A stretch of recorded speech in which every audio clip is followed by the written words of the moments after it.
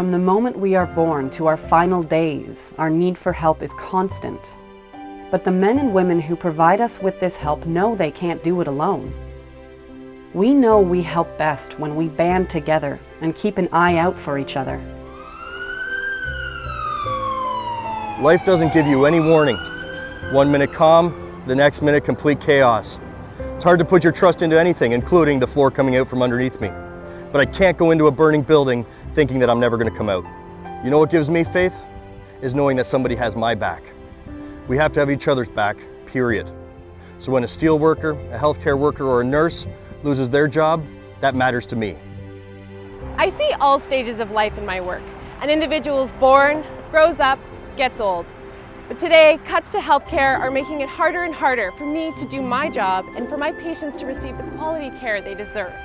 Our work is helping others, but in order to keep those long-term jobs, we need a healthy community of nurses, all of us backed by a strong union that fights for good wages and solid jobs.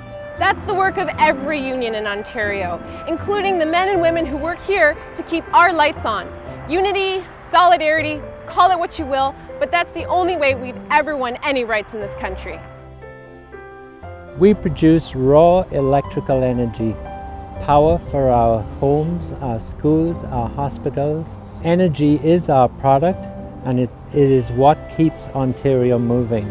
But there's a different type of energy, a different type of power that we often don't think about.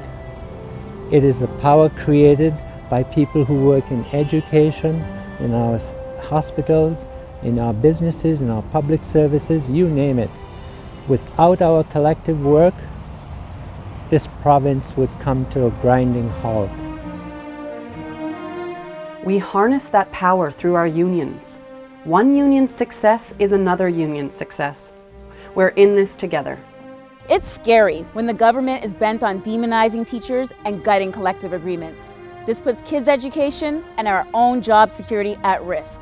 Parents, colleagues, and friends are asking themselves, when will the government let us do our jobs, the jobs we love, teaching children?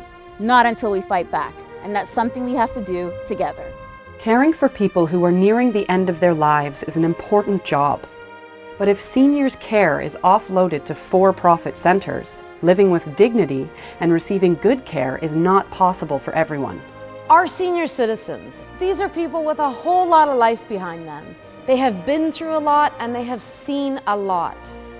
Our unions were created by these men and women. And the truth is, today, I want what they wanted back then. I want a good job, and I want that for everyone. But it's not enough to have an ideal vision. We have to do something about it. It takes courage, but we have to stand up, come together, and take action. With essential services like healthcare, education, and energy in public hands, we rest assured that the work we do and the work we deliver is never sold out to the lowest bidder.